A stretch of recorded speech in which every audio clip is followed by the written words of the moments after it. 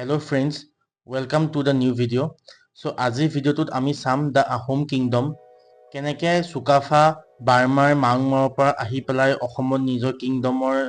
স্থাপিত কৰিলে আজি আমি তাকে চাম ভিডিওটো ষ্টাৰ্ট হোৱাৰ আগত আপোনালোকে মোৰ চেনেলটো সাবস্ক্ৰাইব কৰি দিয়ক কাৰণ আজি ভিডিওটো বহুত ধুনীয়া ভিডিও হয় মোৰ বহুত কষ্ট হৈছে ভিডিওটো বনাওঁতে সো আপোনালোকে সাবস্ক্ৰাইব কৰি দিলে মই অকন ভাল পাম সো কাহিনীটো ষ্টাৰ্ট হৈছিলে 13th centuryত প্ৰথমত সো বাৰ্মাৰ ইউনান জেগাডোখৰত একদম পাৰফেক্টলি লোকেটেড জেগা হয় য'ত কমাৰ্চৰ কাৰণে বহুত ধুনীয়া আছিলে ট্ৰেড কৰিবৰ কাৰণে চাইনাত কানেক্ট হয় টিবেট কানেক্ট হয় ইণ্ডিয়া কানেক্ট হয় সাউথ ইষ্ট এছিয়াত কানেক্ট হয় সো ট্ৰেডৰ কাৰণে বহুত ধুনীয়া জেগা আছিলে সো এই ইউনান প্ৰভিন্সটোকে মাংমাও বুলিও কয় সো ইয়াৰ ইউনান প্ৰভিন্সটোৰ আন এটা নাম মাংমাও হয় য'ত আপোনালোকে বহুত প্ৰস্পেৰিয়াছ আছিলে বিকজ ট্ৰেডৰ কাৰণে বহুত ধুনীয়া আছিলে কিন্তু তেনেকুৱা সময়তে কি হয় সো মাংমাওৰ যোনজন ৰজা আছিলে সো মাংমাওৰ ৰজাজনৰ কোনো নিজৰ ল'ৰা ছোৱালী নাছিলে সো মাংমাওৰ ৰজাজনে ডিসাইড কৰিছিলে যে তেওঁ ভতিজা চুকাফাক তেওঁ ৰজা বনাব তেওঁ ঢুকাৰ পিছত চুকাফা তেওঁ ৰজা হ'ব সো সব ধুনীয়া চলি আছিলে কিন্তু তেনেকুৱা সময়তে এটা টুইষ্ট আহি যায় কাহিনীত সো ৰজাজন ঢুকুৱাৰ কেইটামান বছৰ আগত ৰজাজনৰ এজন ল'ৰা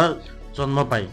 সো তেতিয়া কি হয় তেতিয়াতো চুকাফা ৰজা হ'ব নোৱাৰে বিকজ ৰজাজনৰ নিজৰ ল'ৰা জন্ম হ'ল আৰু ৰজাজনৰ নিজৰ ল'ৰা এতিয়া ৰজা হ'ব তো চুকাফা হ'ব নোৱাৰে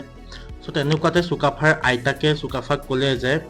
এখন ৰাজ্যত দুজন ৰজা হ'ব নোৱাৰে চুকাফাৰ আইতাকে কৈছিল যে no two tigers can live in the same jungle no two kings can sit on the same throne যেনেকৈ দুটা বাঘ একেখন জংঘলত থাকিব নোৱাৰে তেনেকৈ দুজন ৰজা এখন সিংহাসনত বহিব নোৱাৰে এতিয়া চুকাফাই গম পালে এতিয়া চুকাফাই কি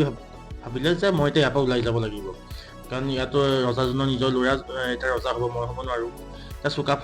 চুকাফাৰ তেতিয়া মানে ভিউ পৰিলে কামৰূপৰ ওপৰত বিকজ কামৰূপৰ বহুত আপোনাৰ ব্ৰহ্মপুত্ৰ ভেলীটো বহুত প্ৰস্পেৰিয়াছ আছিলে বহুত ফাইটাৰ আছিলে ধুনীয়া ট্ৰেড হৈ আছিলে এইটো সময়ত বিকজ ব্ৰহ্মপুত্ৰ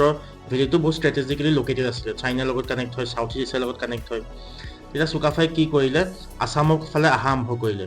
আৰু 1228 চনত তেওঁ প্ৰথম অসম ভেলী আহি পাইছিলে ব্ৰহ্মপুত্ৰ ভেলী নামৰূপত প্ৰথম তেওঁ আহি পাইছিলে সো যেতিয়া তেওঁ অসম ভেলী আহি পাইছিলে তেতিয়া অসম ভেলীত বহুত সৰু সৰু নিজৰ ট্ৰাইবছ কিছুমান আছিলে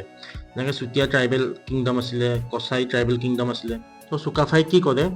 সো সেই যোনবোৰ ইণ্ডিভিজুৱেল ট্ৰাইবছ আছিলে চুতীয়া কিংডম হৈ গ'ল কছাৰী কিংডম হৈ গ'ল সেই কিংডমবোৰৰ জীয়েকবোৰৰ লগত বিয়া পাতিলে সো বিয়া পাতোতে কি হ'ল আপোনাৰ টাইমছটো বাঢ়িলে লাহে লাহে তেওঁ ৰাইচ কাল্টিভেশ্যনটো গোটেই ব্ৰহ্মপুত্ৰ ভেলীত বহালে তাৰপিছত 1253 চনত তেওঁ প্ৰথম কেপিটেল স্থাপিত কৰিলে চৰাইদেউত সো এতিয়া আহোম যে আহি পেলাই ডমিনেট কৰিলে ব্ৰহ্মপুত্ৰ ভেলীত বাহিৰৰ পৰা আহি পেলাই কেনেকৈ কৰিলে ইমান ট্ৰাইবেল কিংডম আছিলে নিজৰ জাষ্ট বিকজ অফ হাতী আহোমৰ তাত হাতী আছিলে সো হাতী পাৱাৰৰ কাৰণে তেওঁ বাকীবোৰ কিংডমৰ ওপৰত ডমিনেট কৰিব পাৰিলে 1223 চনত তেওঁ প্ৰথম চুতীয়া কিংডমখিনি এনেক্স কৰিলে আহোমে প্ৰথম চুহুংমুং তেওঁৰ তেহেঁতৰ ৰজা আছিলে নামৰূপৰ পৰা ষ্টাৰ্ট কৰি লাহে লাহে আহোমে নিজৰ টেৰিটৰিটো এক্সপাণ্ড কৰিলে গুৱাহাটী মানস তালৈকে গৈ পালে আৰু মোগলৰ লগত এইবিলাকে আপোনাক চবেই গম পায় 17 বাৰ মোগলক ৰখাইছে সো আজিৰ ভিডিঅ'ত আমি অকল আহোম কিংডমটো কেনেকৈ স্থাপিত হ'ল অসমত আহি পেলাই